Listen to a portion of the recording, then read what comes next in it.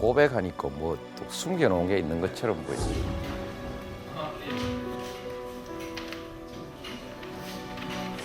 좀 과장되게 표현하면 조금 꿈에 부푼다 할까.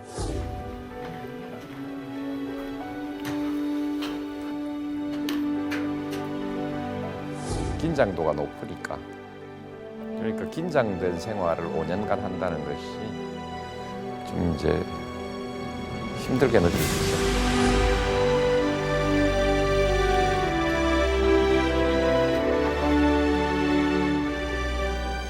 나갈 날이 좀 지금은 기다려지는 그런 기분이죠.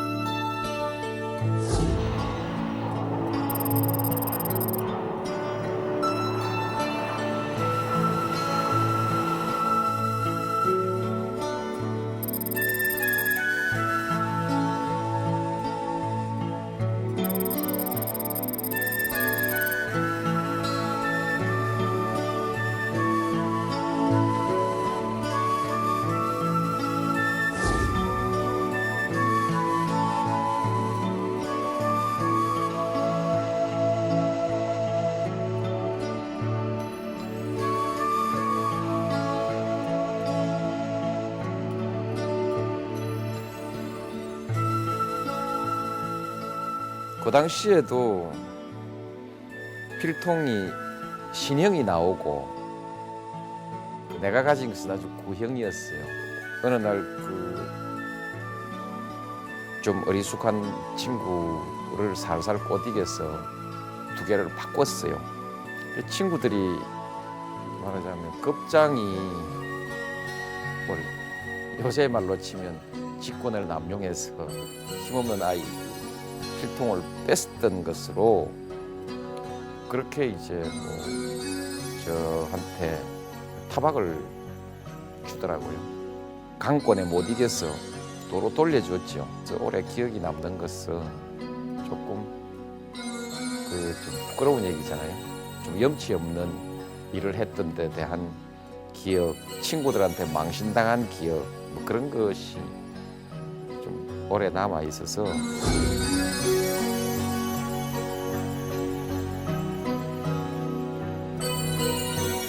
자라면서는 대개 누구나 마음의 어떤 본복이라든지 또는 뭐 표상이라든지 그렇게 되는 그런 사람들을 마음속에 되게 간직하고 살죠.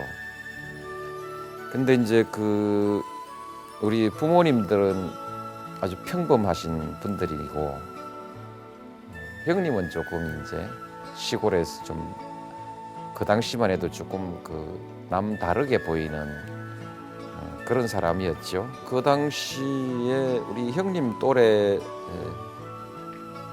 사람들 중에 대학생이 우리 마을뿐만이 아니고 인근 여러 개 마을에서 혼자뿐이었어요.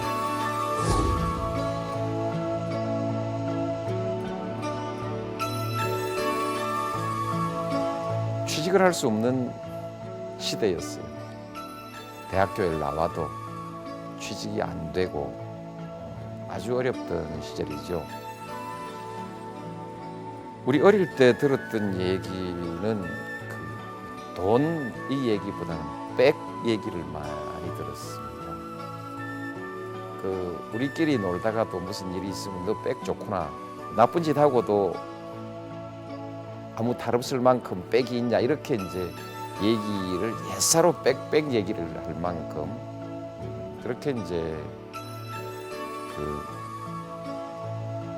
백이라는 것이 그 시대 간절한 소망이던 시절이었습니다, 사실. 그래서 아마 젊은 사람들이 그 또래 젊은 사람들이 잘 풀린 사람들은 뭐 별 불만이 없었겠지만 상당히 고통스럽고 또 방황하는 그런 시절이었어요.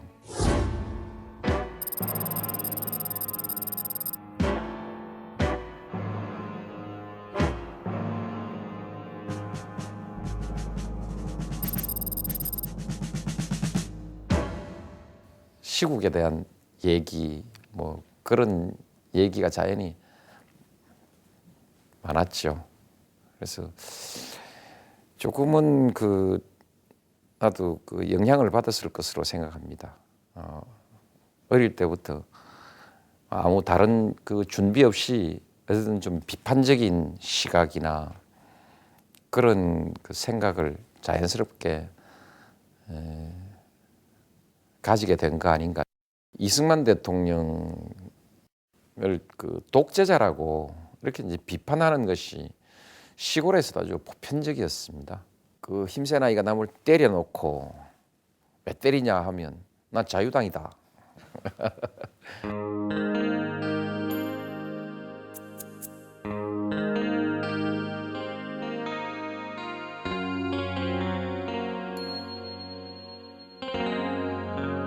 이승만 대통령 생신이 3월 26일이고 그 해가 86회 생신인가 아마 그랬을 것입니다.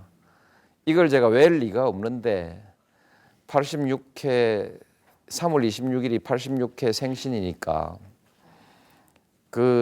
이 생신을 축하하는 글을 쓰면 뽑아서 상도 주고 하겠다고.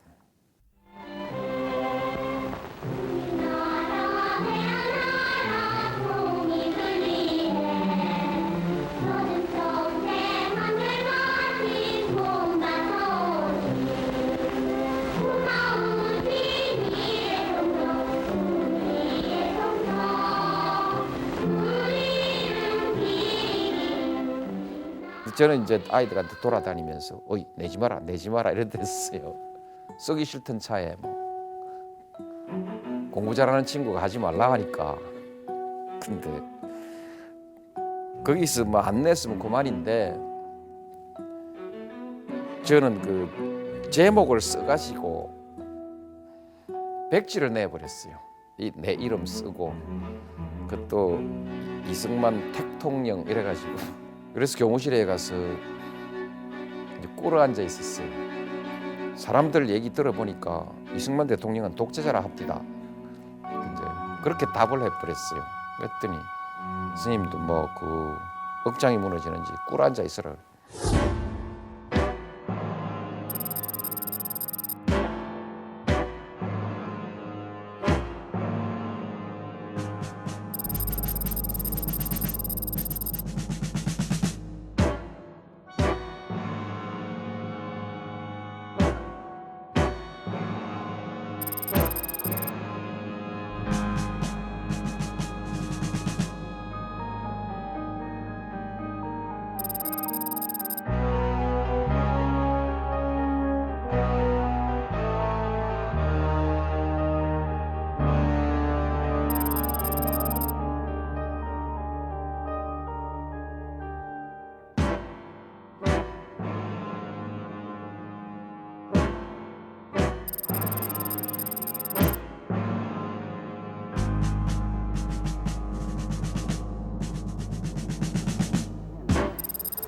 대통령직을 사임할 것이며 한번 학교 가니까 국도변으로 트럭에 사람들이 가득 타고 머리에 흰 띠 두르고 어떤 사람은 긴 몽둥이를 들고 그렇게 이제 부산서 마산 쪽으로 국도로 사람들이 막 지나가는 그런 모습. 버스에서도 창문 열고 막 사람들이 흔들면서 가는 모습 그랬는데 그게 4.19였어요. 역시 이 박사는 운을 타고난 사람이야. 하늘이 내신 분이야. 그때 그 교감 선생님이 4.19 이후에 우리 이제 중학교 2학년 교실에 아침에 이제 그 도덕 과목에 특강을 오셨어요. 그 큰 칠판에 분필로 Government of the people, by the people, for the people 이런 글을 딱 이렇게 쓰셨어요.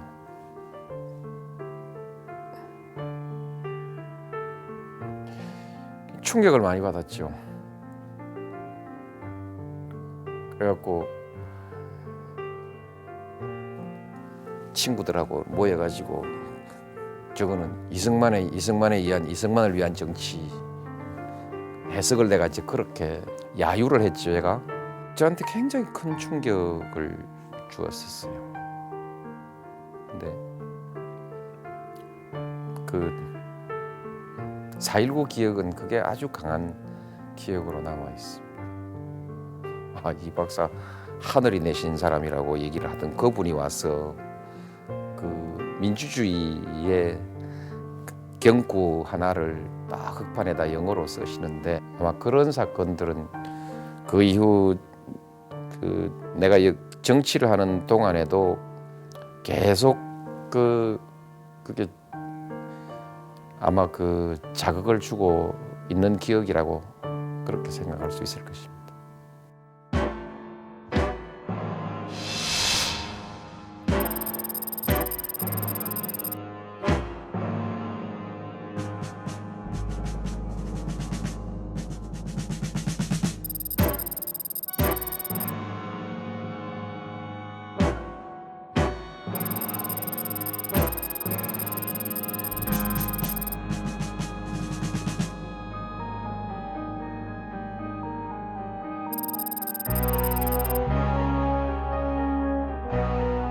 부산일보사에서 부일 장학생을 선발을 했었어요. 3학년 막 진급해가지고 그 두 번째 부일 장학생 시험 보러 그 부산에 내려갔더니 도로가에 하고 뭐 그 시내 탱크가 확 나와 있고 군인들이 있고 그런 것이 그 제가 직접 눈으로 본 5.16이죠. 5.16이 나한테 제일 강하게 남아 있는 기억은 4.19 이후에 우리 마을 그리고 인근 마을에서 보도연맹에 가서 죽었던 사람들이 많이 있습니다.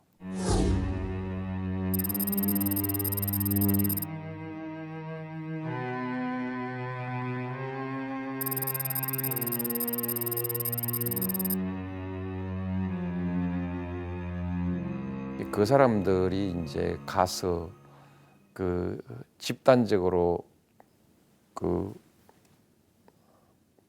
학살당한 곳이죠. 그 이제 죽어서 매몰돼 있는 곳에 가서 사람들을 다 이제 파냈습니다.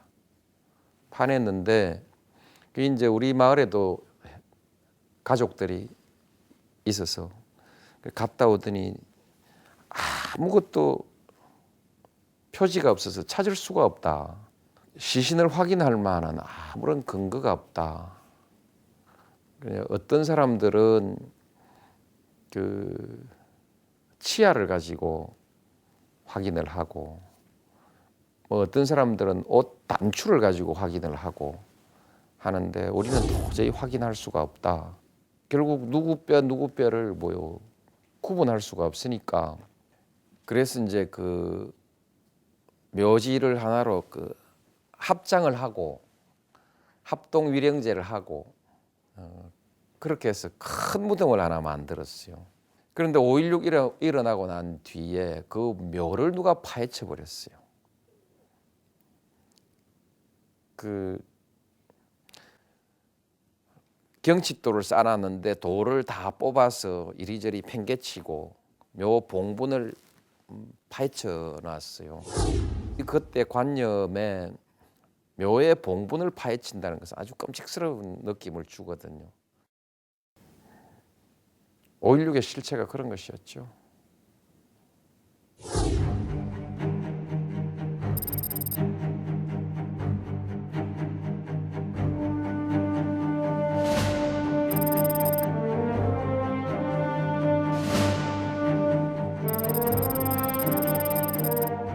박정희 대통령 말을 하면 그게 항상 머리에 떠오릅니다.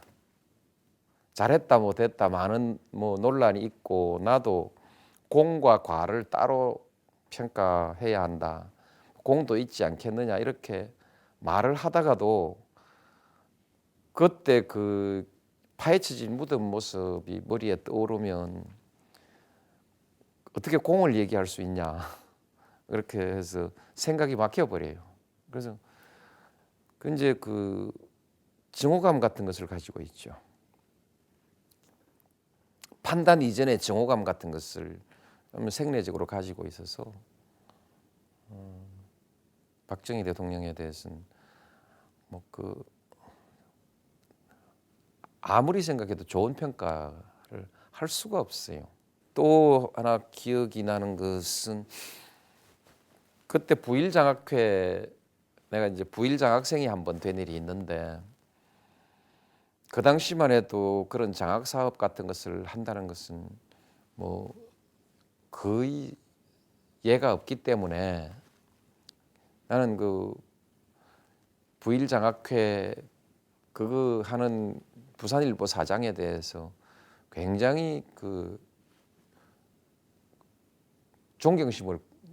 큰 존경심을 갖고 있었죠.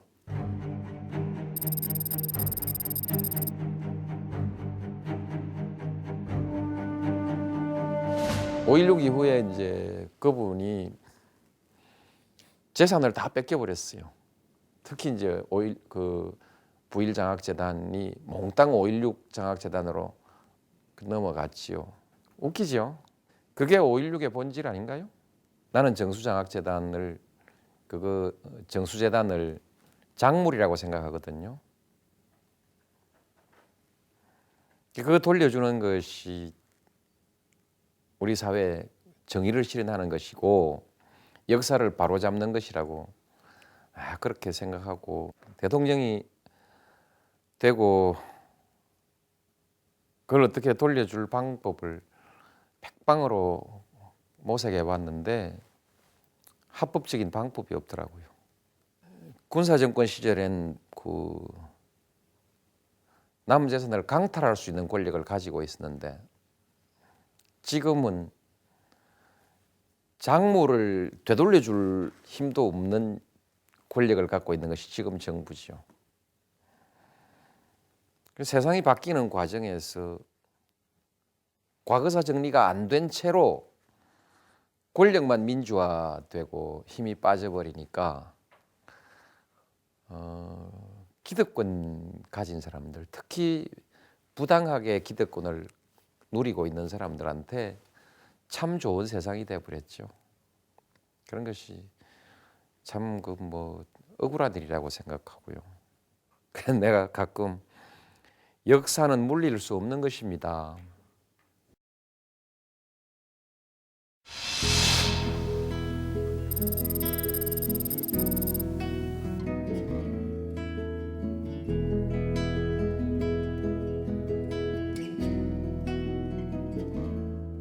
그 어릴 때 우리가 아는 세계가 학교 선생님, 업장, 지서장, 그다음에 군수, 지사, 교육감, 그 외에 아는 영역이 없죠. 그 당시만 해도 전부 빽빽하던 시절이어서 빽이 없는 사람이 출세할 수 있는 길이라고는 시험밖에 더 있겠어요. 아마 그때 그래서 공부 좀 잘하는 사람들은 다 고시 생각을 한 번씩 해봤을 것입니다.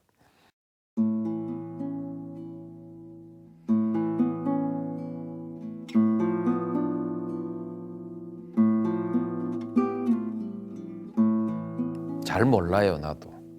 옛날에 면석이었다는 것하고 친구들이 많았다는 것하고 그러면서 해방 이후에 이제 좌익운동에 가담을 하게 됐고 그 6.25 때 이제 인민군이 내려왔을 때 그 면책임자를 했대요. 연좌제 때문에 취직을 못한다는 것 자체도 도저히 받아들일 수 없는 것이고 또 그것 때문에 뭐 서로 좋아하는 사람끼리 결혼을 못한다는 것은 더욱 받아들일 수 없는 것이고 그래서 굉장히 그 저항감이 생기는 문제였고 걱정을 하는 문제가 아니고 어찌할까 걱정하는 문제가 아니고 저항감의 문제였습니다. 그래서 고시만 하고 판사 안 하면 될 거 아니냐 뭐 그렇게 딱 잘라서 결정해 버렸습니다. 지금은 이제 내가 아내한테는 뭐 좀 극진한 사랑으로 이렇게 해석을 하는데 그 이상의 것이 있습니다. 부조리이기 때문에 받아들이지 않겠다는 생각 같은 것이 강하게 있었어요. 뭐 고시만 하고 판사 안 하겠다 뭐 이런 배짱으로 그때부터 아마 고시라는 것이 저한테는 생계의 문제를 뛰어넘어서 성부의 문제가 되었을지도 모르죠. 하여튼 뭐 그 이제 안 그러면 이제 뭐 그 눈이 멀었거나 어떤 것 중에 하나인데 대단히 저항감을 가졌던 건 맞는데 그것도 뭐 연애 감정의 일부였을지도 모르죠.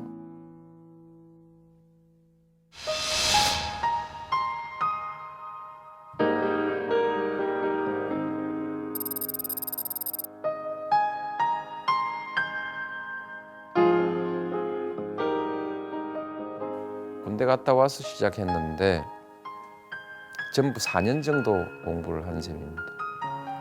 71년도 1월 말에 1월 21일 뭐 그경에 제대를 했는데 그 해부터 시작해서 75년도 아마 그 1월 달이나 이런 쯤에 시험을 쳐서 발표를 4월 20일인가 봤으니까요. 75년 초에 됐으니까 꼭 4년 걸린 셈이죠. 시험 공부할 땐 검사를 해볼까 생각했는데 연수원 다니면서 보니까 변호사가 좋겠더라고요. 변호사 개업하자고 했는데 뭐 그 집에서 너무 낭망을 했어요. 낭망을 해서 그래서 발령을 할 수 없이 받았죠. 그 당시만 해도 판사는 벼슬이고 변호사는 벼슬이 아니니까 그다음에 이제 그 아내가 장인 문제로 그 연좌에 해당될 수도 있는데 내가 그 변호사 개업하겠다고 하니까 집에서 이제 어머니랑 뭐 가족들이 그쪽에다 혐의를 자꾸 두면서 그것 때문에 발령을 못 받느냐고 자꾸 다그치는 바람에 그거 아니라고 증명하려고 그랬어. 판사 발령을 받았습니다. 그래서 판사를 7개월 했죠. 뭐 특별히 뭐 나쁜 판사도 아니지만 참 뭐 그리 우수한 판사는 또 아니었던 것 같아요. 판결문도 뭐 별로 잘 썼던 것 같지는 않고 판결문 써주면 우리 부장님이 많이 고쳤어요. 그거 보면 판결문도 좀 뭐 시원찮게 썼던 것 같고 판사 생활이 좀 단조롭죠. 따분하고요. 다른 것보다 스스로 뭔가를 찾아서 할 수 있는 여지가 없습니다. 그 당시에는 나이가 젊어서 그런지 그게 대단히 귀한 일이라는 생각보다 따분하다 이런 생각만 들었어요.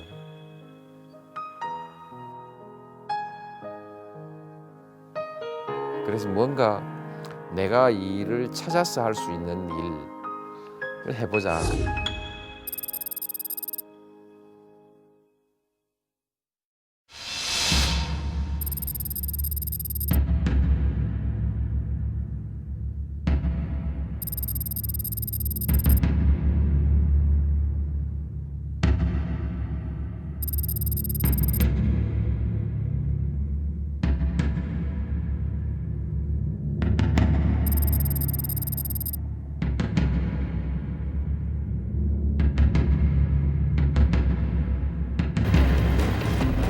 범행이었음이 수사 결과 드러났다.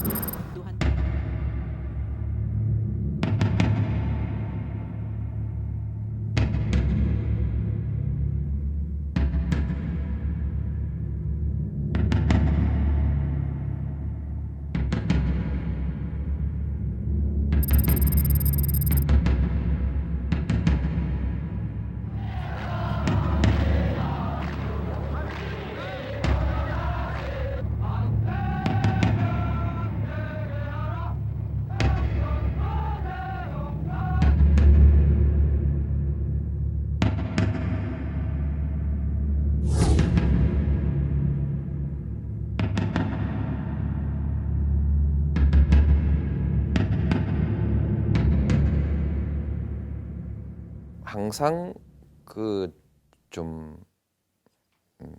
뭐 좀 미안한 마음 이런 거 있고 또 이제 적어도 준법은 하고 살겠다는 생각 이런 것이 강했어요. 강해서 이제 뭐 법대로 살았죠. 예를 들면 뭐 교도소에서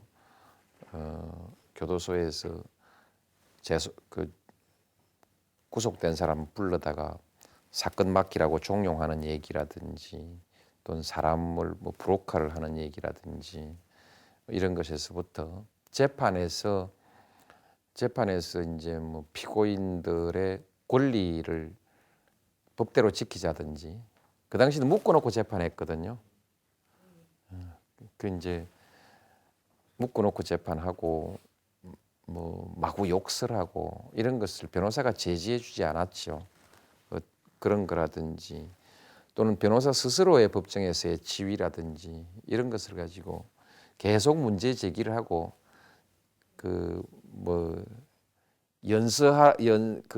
이렇게 하자고 연명하고 도장 받으러 다니는 것도 하고 또는 무슨 조사위원회 만들어 가지고 스스로 조사를 해보려고 노력도 하고 그러니까 부조리에 대해서는 그때도 관심은 있긴 있었던 모양 같고요.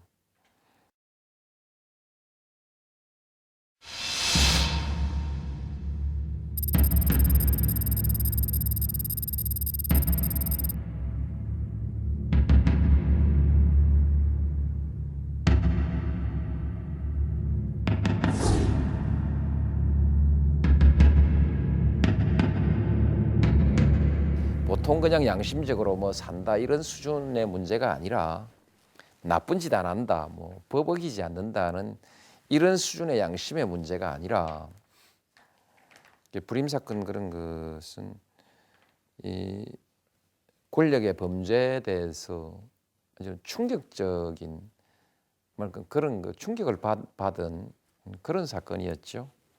그 당시 이제 뭐 잡혀간 학생들 뭐 범죄 사실이 너무나 터무니없는 사실들이고 범죄가 될 수 없는 사건들이죠. 그런데 그걸 전부 얽어매 놓고 그 중에서 한 학생은 57일 동안 가족이 행방을 몰랐어요. 영장 없는 구속 수준이 아니라 가족이 행방을 모르고 가족은 혹시 죽임을 당해서 영도다리 밑에 빠뜨려졌는가 싶어서 바닷가에 아들 시신 찾으러 다니는 수준이었어요. 어머니가 그 57일간 그렇게 헤매고 다녔던 정황을 얘기하는데 뭐 너무 충격적이잖아요. 우리가 무슨 뭐 변호사하고 헌법이 어떻고 뭐 무슨 법이 어떻고 하는 얘기가 너무나 무색하고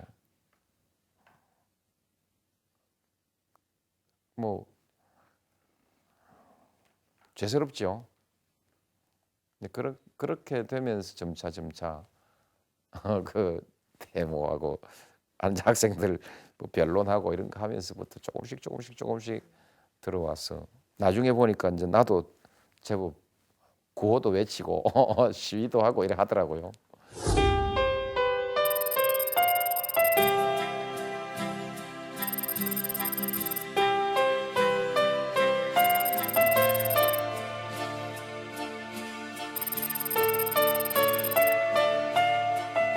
내가 조세 전문 변호사가 된 것도 처음부터 한 것이 아니고 싸움하러 다니기 위해서 시간을 줄여야 되니까 그래서 사건을 줄인 것입니다. 조세 사건은 왜냐하면 그 당시만 해도 대구 고등법원에서 행정법원이 고등법원에서 하는 것이기 때문에 그러니까 일주일에 하루만 법정에 가면 되는 것이고 행정소송이거든요. 그래서 사건 그렇게 줄이고 그래서 노동사건하고 시국 사건하고 조세 사건하고 두 가지만 했죠. 그래서 노동법률 상담소 만들어 놓고 또 뭐 환경문제연구소 또 누가 방 달라 해서 또 방 주고 그래서 사무실 절반이 그 운동단체한테 나가버리고 나머지 절반 가지고 하고 그렇게 하면서 점차 이제 그 운동이 본업이 됐어요. 본업이 돼가지고 그래 뭐 열심히 하고 다녔는데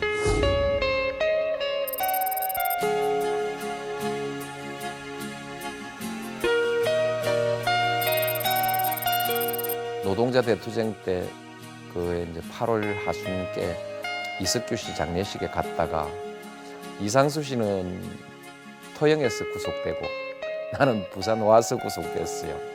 그래가지고 재판 받고 11월 달에 변호사 업무 정지를 받았죠. 그러니까 이제 변론을 다닐 수가 없죠. 아마 그 직무 정지된 것이 국회의원을 하게 된 아주 결정적 계기 아니었던가 싶습니다. 그래서 한때는 제가 나는 검찰공천 국회의원이라고.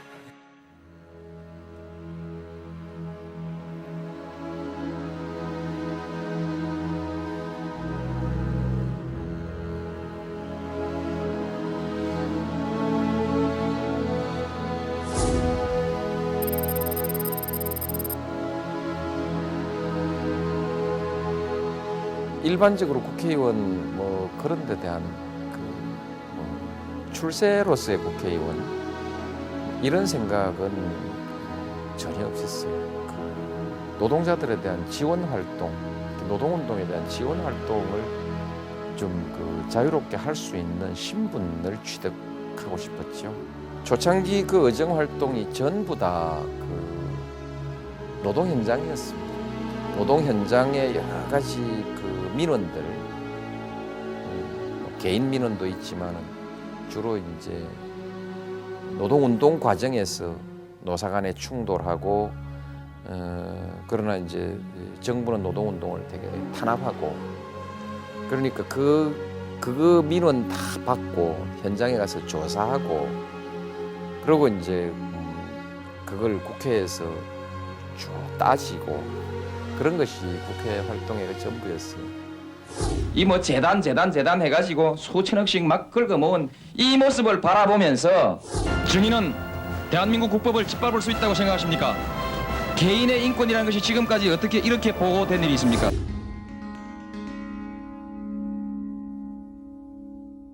청문회 2, 3일 전인가 뭐 전부터 부산에 이제 연합철강 노동자들이 서울에 와서 투쟁을 시작을 했었죠. 농성투쟁을 시작을 했었죠. 근데 그걸 법적으로 또는 정치 국회에서 아무리 무슨 풀어보려고 해도 안 풀리고 하니까 나도 이제 그때 농성장에 같이 가서 농성하겠다고 농성에 참여하는 계획을 세웠어요. 그래서 가기로 결정하는 바람에 청문회를 안 가는 쪽으로 결정을 했는데 농성은 길게 갈 것이고 청문회는 짧게 할 것이니까 일단 청문회를 하고 가라고 비서들이 원체 이제 권하는 바람에 청문회 갔었죠.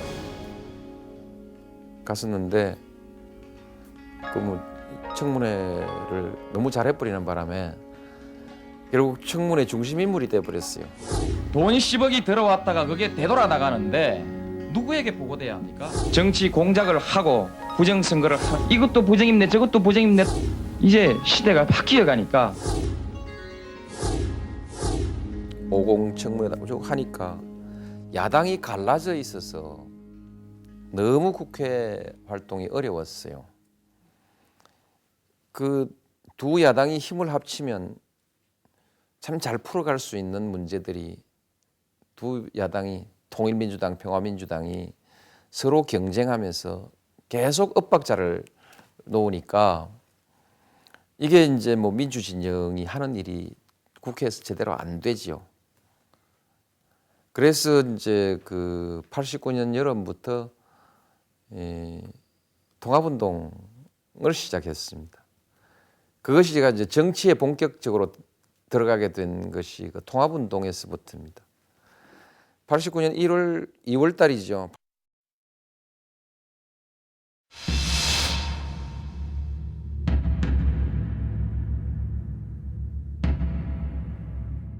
그 89년 8월 달에 영등포 올구 보궐선거가 있었습니다. 거기엔 통일민주당, 평화민주당이 통합하면 이기고 갈라지면 반드시 지게 돼 있는 선거였죠. 양쪽이 또 실력도 비등하고. 그래서 그 선거에 제가 일체 지원 활동을 안 했습니다. 일체 지원 활동을 거부하고. 그러다가 그 선거 지고 나서부터 이제 통합운동을 시작을 했죠. 통합운동을 시작해가지고 그때부터 이제 본격적인 정치를 하게 된 것입니다. 통합운동이 정치의 출발이라고 볼 수 있죠. 그렇게 하고 있는데 그 뒤에 이제 그 90년 1월 달에 소위 3당 합당이라는 것이 생겼지 않습니까?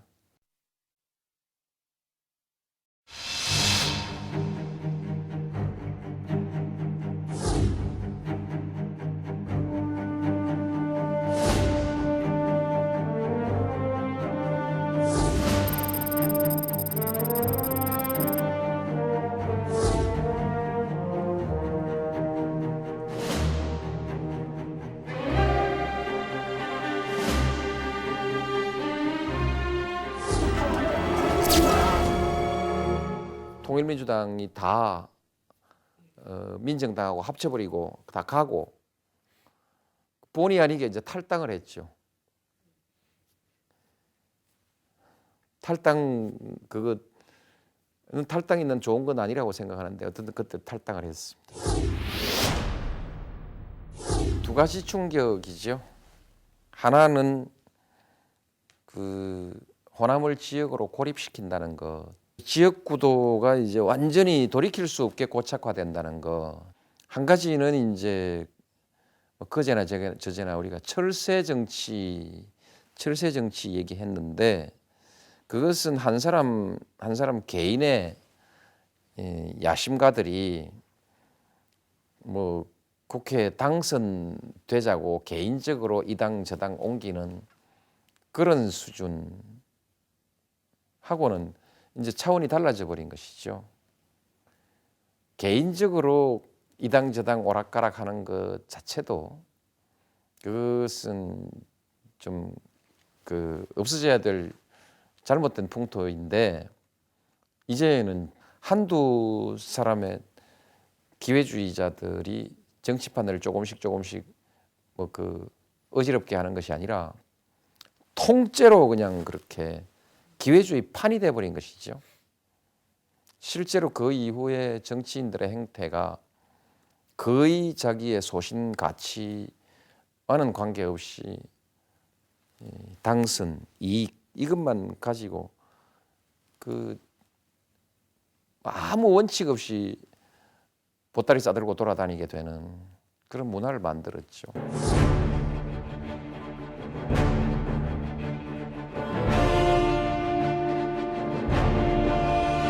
김영삼 대통령도 87년 이전까지의 정치적 업적은 김대중 대통령 못지않은 업적을 가지고 있는 것이죠.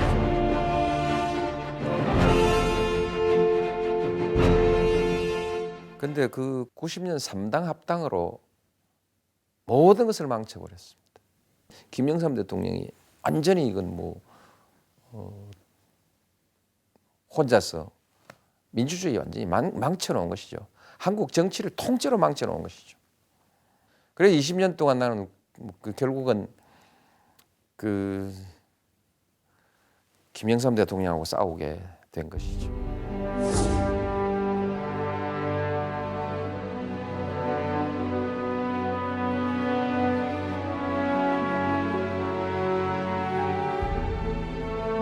김대중 대통령은 적어도 세계 자랑할 만한 지도자입니다. 어느 나라에서나 그만한 기간 동안 독재와 싸우고 더욱이 구속되고 사형 선고까지 받고 그러면서도 굽히지 않고 계속해서 민주주의 노선을 유지하면서 그렇게 투쟁을 계속해온 사람은 보통의 경우에는 이제 독재 정권이 무너지고 국민의 힘에 의해서 민주정부가 들었으면 보통은 거의 무투표 당선 수준의 지도자가 되고요. 그리고 거의 건국의 아버지 이런 대우를 받게 되는 것이죠. 그것이 정상입니다. 정상인데 우리가 이제 그렇게 하지 못한 것은 민주 세력이 분열됐다는 것, 그것이 하나 있고, 원체 빨갱이로 덧칠을 해놨기 때문에 국민들이 김대중 대통령을 단순한 민주주의 투사로 보지 않고 자꾸만 친북 인사로 보는 것이죠. 김대중 대통령은 그러니까 그냥 투사만이 아니고 사상가죠. 해박한 지식을 가지고 있고 끊임없이 새로운 지식을 받아들이고 있고 그리고 그것을 항상 전략적으로 요령 있게 판단할 줄 아는 지혜도 가지고 있는 아주 특별한 지도자죠. 우리가 잘 못 알아볼 뿐이죠.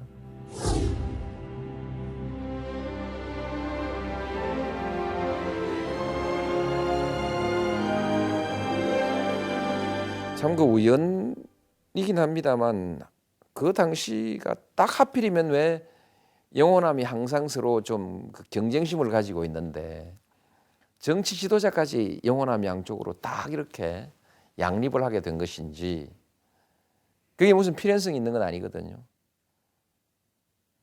우연입니다. 우연인데 하필이면 왜 딱 그렇게 돼가지고 개인적으로도 결국 많은 상처가 남게 됐고 그다음에 이제 국가적으로도 민주주의 진행에 많은 차질이 생기고 지금도 분열을 극복하지 못하는 그런 불행한 상황이 됐죠.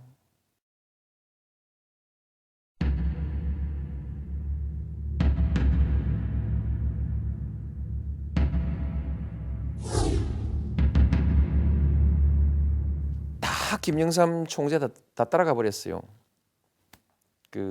영남 지역의 소위 민주주의 운동을 옛날에 하던 사람들, 흔히 민주세력이라고 하는 사람들이 다 그쪽으로 넘어가 버렸어요.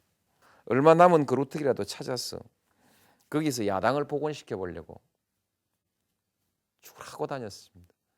그러니까 결국 정치로 날밤 새는 거죠 이제. 그때는 거의 국회 활동도 후순위고 1번 순위가 지역에 창당하고 지구당 창당하고 사람들 모아서 단합대회하고 강연하고 뭐 그런 것이 하여튼 제 1번 일이었습니다. 그래서 뭐 3당 합당되고 난 이후에는 거의 의정활동을 하지 않았을 것입니다.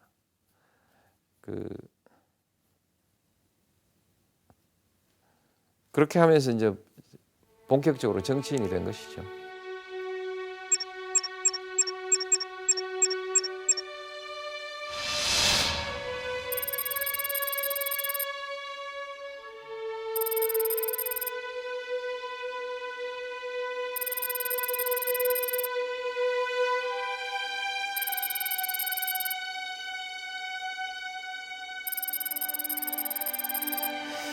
정치할 때 가장 큰 갈등이 옳은 길로 가자면 손해를 볼 수밖에 없을 때 옳은 길로 갈 거냐 말 거냐, 그것이 아마 모든 정치인에게 다 갈등 소재일 것입니다. 그런데 이제 다른 무슨 금전적 이익 같은 것은 사람의 노선을 바꾸기 어렵지만은 당선이라고 하는 이 정치적 이익, 정치에 살아남는다는 정치적 이익 앞에서는 대부분 다 그 소신을 굽힙니다. 이제 그리고 나중엔 소신 자체를 바꿔버립니다. 그게 뭐 우리 정치의 가장 어려운 점이죠. 근데 그걸 이제 뭐 나는 끝까지 소신을 지켜온 셈인데, 그러면 내가 가진 행운이죠. 나만큼 청문회 같은 사건을 통해서 그만한 정치적 자산을 축적해 놓지 않은 사람으로서는 그런 도전을 계속할 수가 없습니다. 낙선하고 나면 금방 정치적 자산이 소진돼서 그 다음에 다시 재기할 수가 없습니다.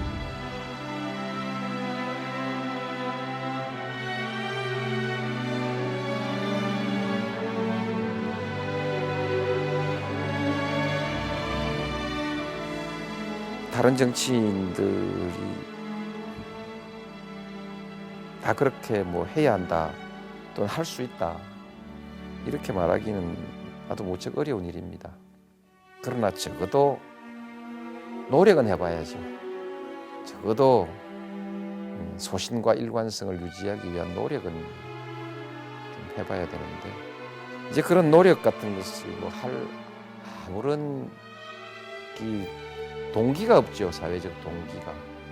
김영삼 대통령의 성공 때문에 우리 사회가 기회주의를 배척할 만한 힘을 잃어버린 것입니다. 사회적 기백이 소멸되어 버린 것입니다. 김영삼 대통령 같은 분이, 그것도 개인 혼자만의 선택이 아니라 반호남이라고 하는 대결적 정서를 딱 거머쥐고 적대 세력을 만들어 놓고 대결 구도를 딱 만들어 놓고 그 적대 관계를 이용해서 사람들을 충동질하고 묶어서 이렇게 쓸어가 버렸기 때문에 개인적으로 저항하기 어렵고, 그리고 그렇게 해서 성공해 버렸기 때문에 이제는 성공을 위해서 무슨 짓을 해도 사회적으로 심판하지 않는 사회적 분위기가 만들어진 것이죠.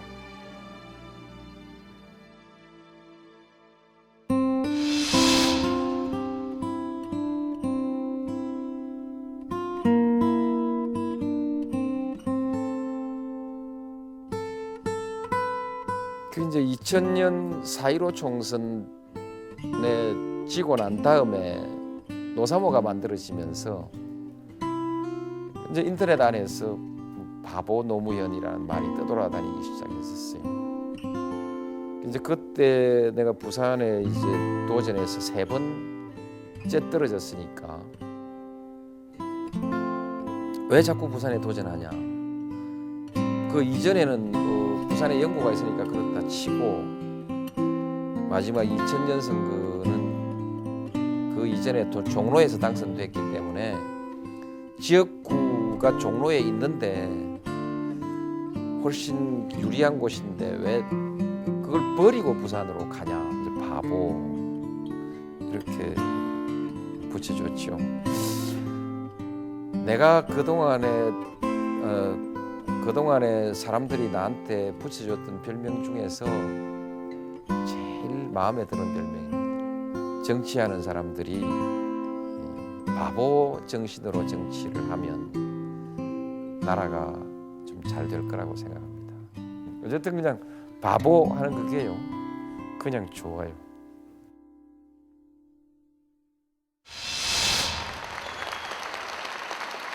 여러분들의 손으로 한국의 정치가 바뀌어가고 있습니다. 2000년, 2001년에 그 노사모가 폭발했는데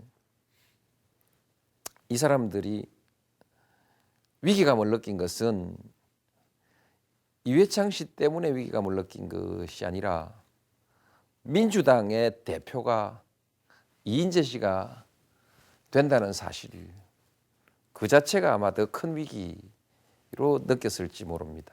김영삼 대통령하고 3당 합당에 따라갔다가 도지사하고 뭐 하다가 경선 불복하고 이인재를 찍으면 이인재가 됩니다, 여러분. 그 다음에 민주당에 와서 선거대책위원장이 되고 그리고 대통령 후보가 되려고 하니까 민주주의를 위해서 자기 그 많은 위험을 감수하고 자기 희생을 감수했던 그 젊은 사람들이 봤을 때 얼마나 위기감 느꼈겠습니까? 그 이후의 처신이 아주 기회적이지 않습니까? 말하자면 한국 정치에 다시 나타나지 말아야 될 표본 아닙니까? 제가 그 사이에서 그 위기감 위에서 제가 그 사람들을 지지를 받을 수 있었고 대통령까지 오게 된 것입니다. 역사라는 건 반드시 논리적인 것만은 아닙니다.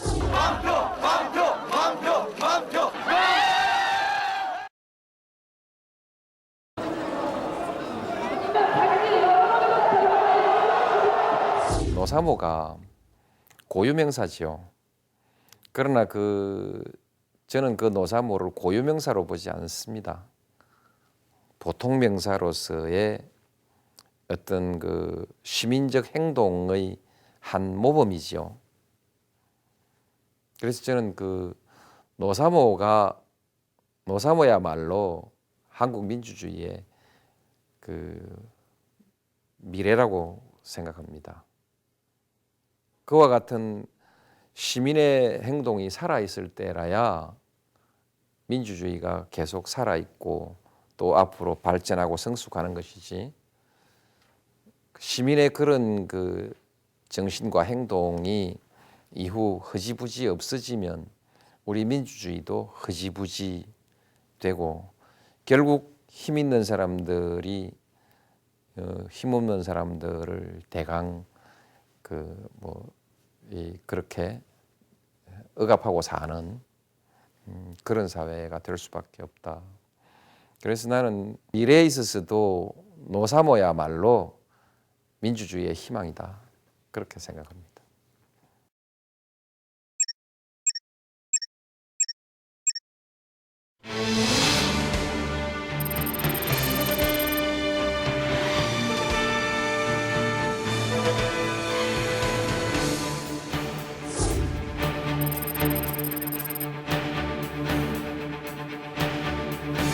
대개 바깥에서 오는 어려움은 이미 각오하고 있기 때문에 감당할 수 있습니다.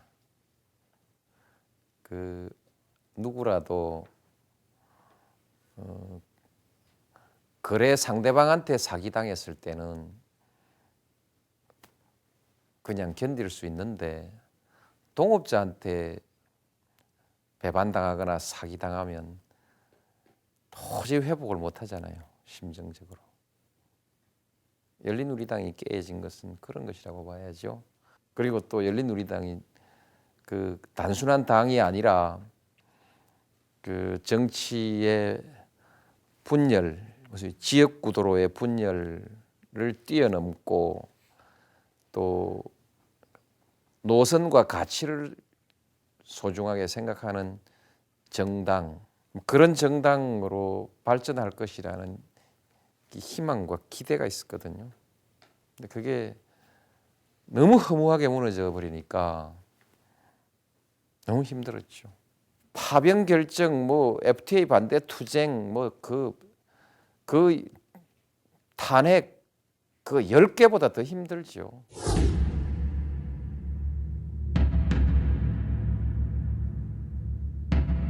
이 지도자라는 사람들은 가족을 데리고 가서 수렁에 빠뜨려 버리면 안 됩니다. 당을 끌고 가서 수렁에다 박아 버렸잖아요. 꼬드기에 나와 가지고 이리저리 끌고 댕기다가 그 사람들 뭐 앉을 때도 설 때도 없이 만들어 놓고 자기 혼자 은퇴해 버렸잖아요. 지도자라는 것은 구성원을 위험에 빠뜨리지 않는 것이 첫 번째 사명입니다. 지가 대통령 되는 게 지도자가 아니고 자기와 구성원들을 위험에 빠뜨리지 않아야 됩니다.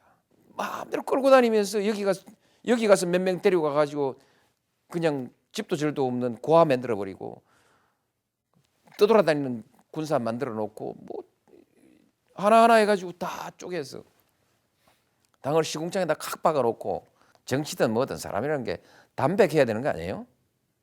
담백한 사람끼리 거래하고 담백한 사람끼리 동업도 하고 사랑하고 그런 거 아니에요?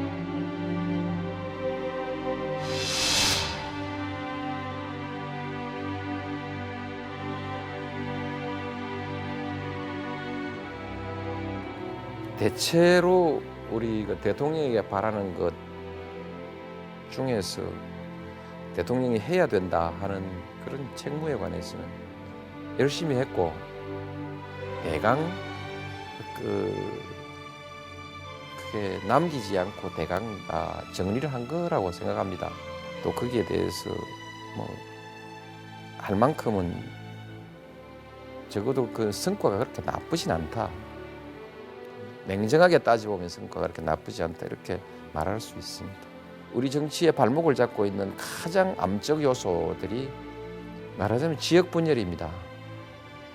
두 번째가 기회주의입니다. 이걸 한번 극복하고 바로잡아 보고 싶었던 것이 제 정치적 목표거든요.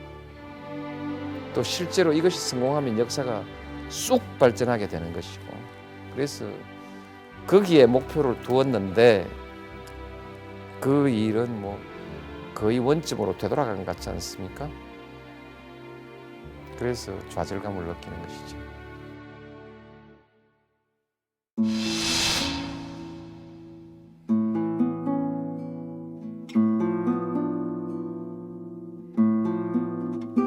이제 대통령직을 떠나는 건데요. 또 한편 보면 돌아가는 것이죠. 시민의 지위로 또 고향으로 그렇게 돌아가는 것이죠. 그 대통령 자리가 매우 막중하고 또 영광스러운 자리인 것은 사실이지만은 또 매우 힘들고 어려운 일도 많죠. 지난 5년이라는 것이 아주 긴 세월이기도 하고 아주 짧은 세월이기도 하죠. 근데 이제 이걸 벗고 이제 돌아가는 것이죠. 옛날부터 이제 뭐 시민으로서의 자유로운 생활 거기에 대해서도 기대가 있고 고향에 대해서도 기대가 있고요. 그래서 요새는 좀 설레는 기분이죠.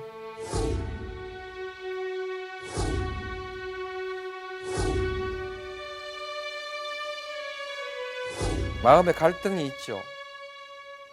고향으로 가면서 가장 마음의 큰 갈등은 결국 지금까지도 적어도 정치적으로 배척받고 있는 곳이죠. 내가 정치적으로 한 번도 아니고 몇 번이나 배척받은 그 땅에 아직도 풀리지 않은 그 땅에 내가 돌아가야 하냐 이런 생각이 한편으로는 있고 한편으로는 이제 뭐 이제 그 정치를 안 하면 그 대결의 장, 경쟁의 장을 떠나니까 이젠 뭐 그 문제하고 관계 없어지는 것 같기도 하고 또 한편으로는 뭐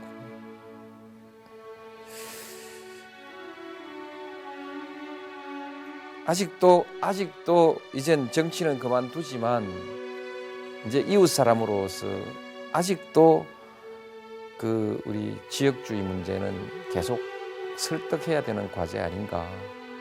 고향 가서 혹시 설득할 수 있는 조그만 여지라도 있을란가 하는 그런 기대를 좀 은근히 가지고 있기도 하고요.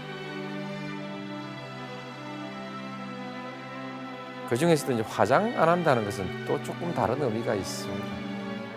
상징적으로 대통령이라는 것이 자기적으로 꾸며야 되는 일이 상당히 많이 있습니다.